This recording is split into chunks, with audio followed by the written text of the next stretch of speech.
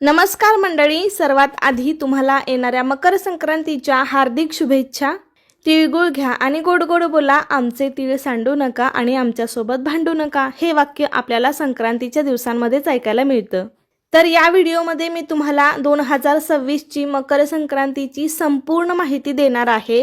यामध्ये मग यावर्षी संक्रांत कशावर आली आहे, कोणत्या रंगावर आली आहे, त्यामुळे आपल्याला यावर्षी कोणता रंग वर्ज करायचा आहे, तसेच संक्रांती काळात कोणती कामे करावीत आणि कोणती कामं करणं वर्ज सांगितलं आहे। संक्रांतीचे वाहन, वस्त्र, शस्त्र, वय, नाव, दान काय द्यावे आणि अजून संक्रांती काळात कोणकोणत्या गोष्टी केल्या जातात, या सर्व गोष्टींची माहिती सविस्तर तुम्हाला या व्हिडिओमध्ये मिळेल। त्यासाठी व्हिडिओ शेवटपर्यंत पहा, जास्तीत जास्त लोकांना शेअर करा आणि चॅनलवरती नवीन असाल तर सबस्क्राईब करायला विसरू नका। संक्रांतीचा सण जवळ आला की अनेक स्त्रियांच्या मनामध्ये प्रश्न येतोच की यावर्षी संक्रांत कशावर आहे, कोणत्या रंगावर आहे आणि संक्रांत ऐकणं हे पण खूप पुण्यकारी फलदायी मानलं जातं। म्हणूनच आपण सर्वांनी संक्रांत ऐकावी।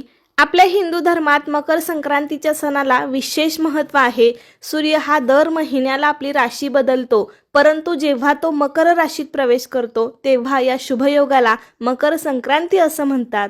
म्हणजे सूर्य जेव्हा एका राशीतून दुसऱ्या राशीत प्रवेश करतो त्यालाच मकर संक्रांत असं म्हटलं जातं आणि आपण हा मकर संक्रांतीचा सण अगदी आनंदाने, उत्साहाने सर्वजण साजरा करत असतो। या मकर संक्रांतीच्या दिवसापासूनच सूर्याचं उत्तरायण सुरू होतं आणि हा उत्तरायणाचा काळ अधिक शुभ मानला जातो, त्यामुळेच मकर संक्रांत अगदी विशेष मानली जाते। इंग्रजी नवीन वर्षाची सुरुवात झाली की पहिला सण येतो तो म्हणजे मकर संक्रांत आणि आपलं मराठी नवीन वर्ष जरी गुढीपाडव्याला सुरू होत असलं तरी सुद्धा आपल्या दैनंदिन जीवनामध्ये इंग्रजी महिने सुद्धा तेवढेच महत्त्वाचे आहेत। मराठी महिन्याप्रमाणे मकर संक्रांत ही दरवर्षी 10व्या महिन्यात म्हणजे पौष महिन्यात येते आणि इंग्रजी महिन्यात मकर संक्रांत ही नेहमी जानेवारी महिन्यातच येत असते। आणि या सणाचं आणखीन एक वैशिष्ट्य म्हणजे हा सण 14 किंवा 15 जानेवारीलाच येत असतो। त्यातल्या त्यात 13 किंवा 15 जानेवारीला संक्रांत येणं असं क्वचितच घडतं, मात्र नेहमी हा सण 14 जानेवारीलाच साजरा केला जातो। तर यावर्षी बुधवार दिनांक 14 जानेवारी 2026 रोजी मकर संक्रांत आलेली आहे आणि यावर्षी असा पण एक योगायोग आला आहे की याच दिवशी षष्ठीला एकादशी पण आलेली आहे। अतिशय शुभ अशी ही तिथी आहे। एकादशी आणि मकर संक्रांती एकत्र आपण साजरी करायची आहे।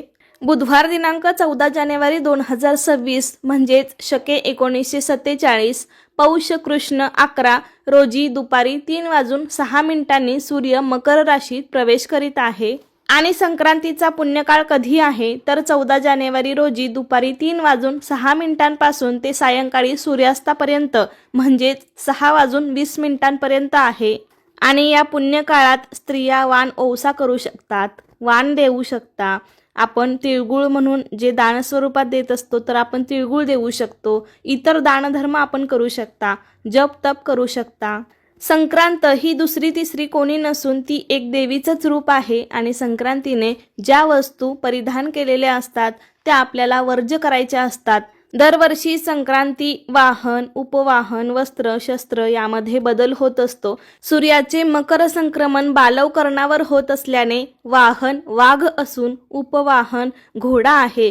संक्रांती देवीने पिवळे वस्त्र परिधान केले असून हातात शस्त्र म्हणून गदा घेतली आहे, केशराचा टिळा लावलेला आहे, वयाने कुमारी आहे, बसलेली आहे, वासाकरिता जाईचे फूल घेतलेले आहे, पायस भक्षण करीत आहे, जातीने सर्प आहे, भूषणार्थ मोती धारण केले आहे, वारनाव व नक्षत्र नाव मंदाकिनी असून सामुदाय मुहूर्त 30 आहेत, ती पूर्वेकडून पश्चिमेस जात आहे व वायव्य दिशेस पाहत आहे। यावर्षी असं संक्रांती देवीचं स्वरूप आहे।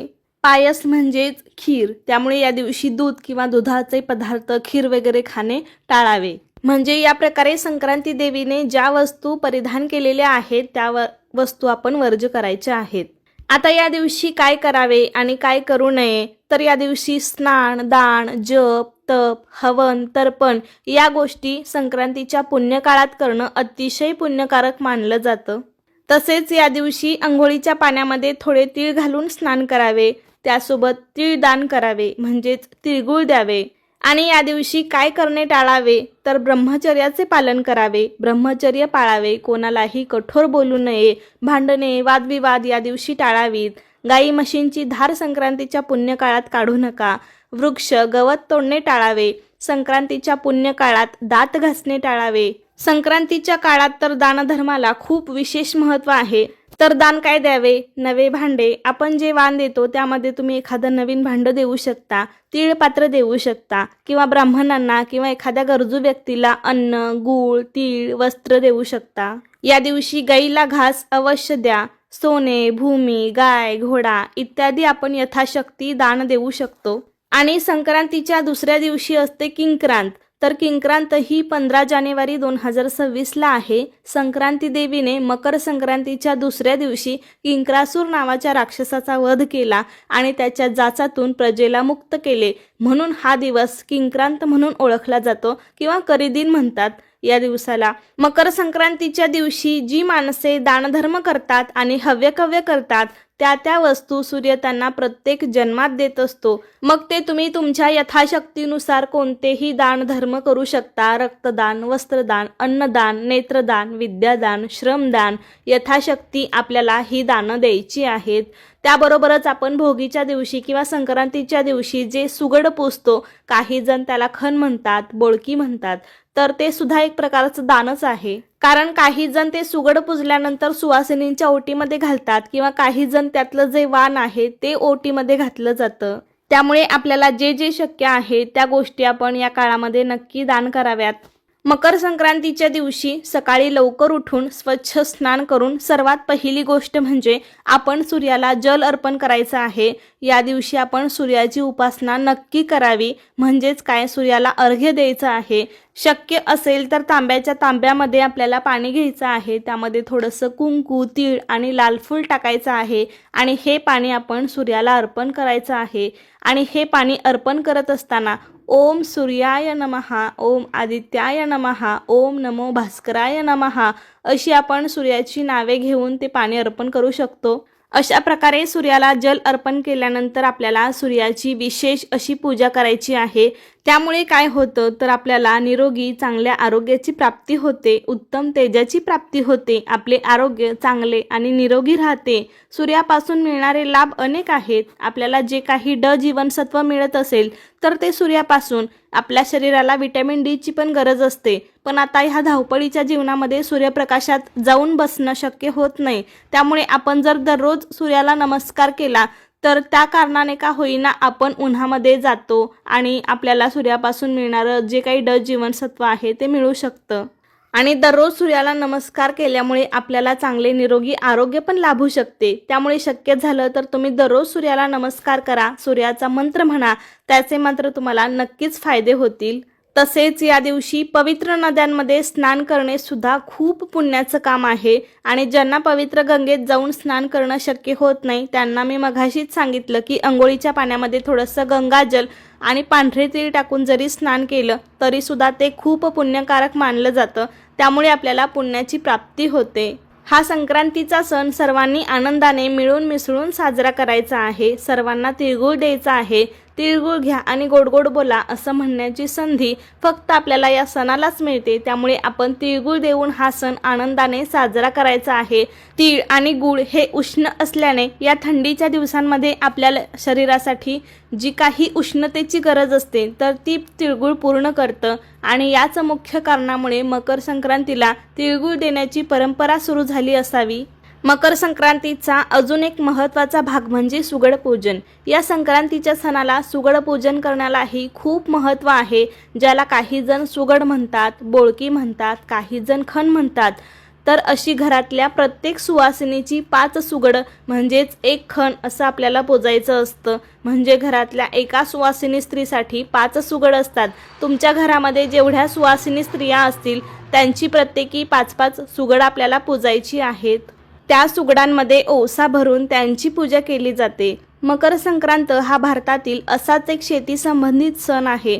त्यामुळे या दिवसांमध्ये शेतामध्ये जी पिकं आलेली असतात ती आपल्याला या सुगडांमध्ये भरायची असतात. मग त्यामध्ये कोणी गव्हाच्या लोंब्या घालतं, कोणी ज्वारीचं कणीस घालतं, हरभऱ्याचे छोटे घाटे, वाटाण्याच्या, भुईमुगाच्या शेंगा, ऊसाचे तुकडे, गाजराचे तुकडे, बोरं, पेरूचे तुकडे, तीळ आणि गूळ हे सर्व पदार्थ ओवस्यामध्ये भरले जातात आणि त्यांची पूजा केली जाते. तर हे सर्व साहित्य या दिवसांमध्ये विपुल प्रमाणात उपलब्ध असल्याने वाणात त्याचा समावेश आपल्याला पाहायला मिळतो. तर असा सगळा ओवसा सुगडांमध्ये भरून त्यांची पूजा केल्यावर हा सगळा ओवसा एखाद्या नवीन वस्त्राने झाकून ठेवला जातो आणि मग जेव्हा महिला हळदी कुंकवाचा कार्यक्रम करतात किंवा महिलांना आपल्या घरी हळदी कुंकासाठी बोलावतात तर त्यांना काही ठिकाणी हे सुगड वाण म्हणून दिलं जातं किंवा मग ह्यातला जो ओवसा आहे तो ओवसा त्यांच्या ओटीमध्ये घातला जातो आणि त्यालाच खरं वाण म्हणतात. आणि हे वाण महिला वर्ग ज्या पद्धतीने एकमेकींना देतात त्याचप्रमाणे पंढरपूरच्या रुक्मिणीला देखील सवाष्ण स्त्रिया या दिवशी हे वाण देण्याकरता गर्दी करताना दिसून येतात. मकर संक्रांतीचा सण हा महिलांसाठी खूपच उत्साही आणि आनंदी आहे, कारण या सणाला महिलांचा आवडता हळदी कुंकाचा कार्यक्रम केला जातो. मकर संक्रांतीपासून ते रथसप्तमीपर्यंत हळदी कुंकवाचा कार्यक्रम आपण कधीही करू शकतो, ज्यामध्ये महिला एकमेकींना हळदी कुंकू लावतात, वाण देतात, तिळगुळ देतात, तिळगुळ घ्या आणि गोड गोड बोला असं म्हणतात. काही जण वेगवेगळ्या भेटवस्तू पण देतात. तर तुम्हाला हा हळदी कुंकवाचा कार्यक्रम 14 जानेवारीपासून ते 25 जानेवारीपर्यंत कधीही करता येईल. 25 जानेवारीला रथसप्तमी आहे, त्यामुळे आपण रथसप्तमीपर्यंत हळदी कुंकू संक्रांतीचं करू शकतो. त्याचबरोबर संक्रांतीचा आदला दिवस महाराष्ट्रात भोगी या नावाने साजरा केला जातो. या हवामानात उपलब्ध असलेल्या सर्व शेंगभाज्या, फळभाज्या आणि तिळाचा कूट घालून केलेली मिश्र भाजी, तीळ लावलेली बाजरीची भाकरी, लोणी आणि मुगाची खिचडी हे सर्व पदार्थ या दिवशी आवर्जून केले जातात. संक्रांतीच्या दिवशी गुळाची पोळी आणि तिळगुळाचे विशेष महत्त्व असते, कारण संक्रांत येते हिवाळ्यात आणि त्यावेळी थंडीचं प्रमाण खूप जास्त असतं. त्यामुळे आपले शरीर उबदार राहील असे उष्ण गुणधर्माचे पदार्थ आपण करून खातो. त्यामध्ये तीळ आणि गूळ हे उष्णता देणारे पदार्थ आहेत, त्यामुळे हिवाळ्यात या पदार्थांचा जेवणात समावेश आवर्जून केला जातो.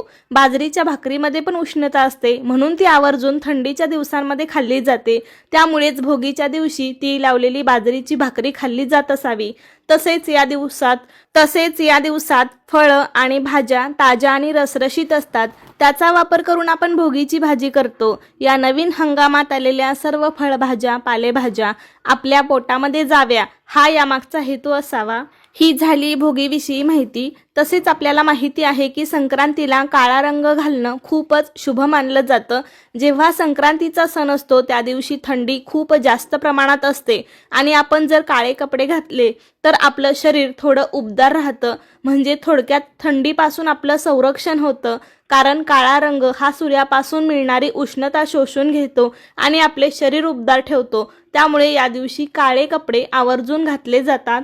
फक्त लक्षात ठेवा, प्रत्येक वर्षी संक्रांती देवी वेगवेगळ्या रंगाचे वस्त्र परिधान करत असते आणि ज्या रंगाचे वस्त्र संक्रांती देवीने परिधान केलेले आहे तो रंग आपण वर्ज्य करायचा असतो. तर यावर्षी पिवळ्या रंगावर संक्रांत आलेली आहे, त्यामुळे या दिवशी आपल्याला पिवळ्या रंगाचे कपडे किंवा चुकूनही घालायचे नाहीत. संक्रांती देवीने पिवळे वस्त्र परिधान केलेले आहे, त्यामुळे आपल्याला पिवळ्या शेडचा कोणताही ड्रेस किंवा पिवळ्या शेडची कोणतीही साडी घालायची नाही. डोक्यात पिवळ्या रंगाची फुलं घालायची नाहीत. थोडक्यात काय तर या दिवशी आपण पिवळा रंग हा पूर्णपणे वर्ज्य करायचा आहे. हा भारतीय सण सौर कालगणनेशी संबंधित अतिशय महत्त्वाचा सण असून शेतीशी सुद्धा संबंधित आहे. मकर संक्रांतीपासून दिवस हळूहळू मोठा होत जातो आणि रात्र लहान होत जाते. मकर संक्रांतीच्या सणाला नववधूला हलव्याचे दागिने घालून आणि जावयाला तिळगुळ आणि आहेर देण्याची पद्धत महाराष्ट्रात आहे. म्हणजे जर तुमच्या मुलीची लग्न झाल्यानंतर पहिली संक्रांत असेल तर तिच्यासाठी माहेरहून ओवसा पाठवला जातो. त्यामध्ये नवी साडी आणि सर्व शृंगाराचं साहित्य, तिळगुळाचे लाडू, हलव्याचे दागिने, तिळगुळाचे पदार्थ हे सर्व साहित्य असतं. किंवा तुमच्या घरामध्ये जर नवीन सून आली असेल तर तुम्ही तिच्यासाठी तिळवा करू शकता, तिला हलव्याचे दागिने घालू शकता, सर्वांना हळदी कुंकवासाठी बोलवू शकता. तुमच्या मुलीची किंवा सुनेची जर पहिली संक्रांत असेल आणि हळदी कुंकवासाठी आलेल्या स्त्रियांना आपण पहिल्या वर्षी हळदी कुंकवाच्या पुड्या किंवा पाकिटं वाण म्हणून आपण हळदी कुंकाचीच भेट आपण द्यायची असते। अशा प्रकारे नववधूची संक्रांत साजरी केली जाते। तर अशा प्रकारे आजच्या व्हिडिओमध्ये मी तुम्हाला भोगीची आणि मकर संक्रांतीची बरीच माहिती देण्याचा प्रयत्न केला आहे आणि संक्रांत कोणत्या रंगावर आली आहे हे सर्व सांगितले आहे। तर कसा वाटला तुम्हाला आजचा व्हिडिओ मला नक्की सांगा। आवडला असेल तर लाईक करा, अनेक लोकांपर्यंत शेअर करा आणि असेच नवनवीन व्हिडिओज पाहण्यासाठी आजच आपल्या अन्वीज मराठी कॉर्नर या चॅनेलला सबस्क्राईब करा। धन्यवाद।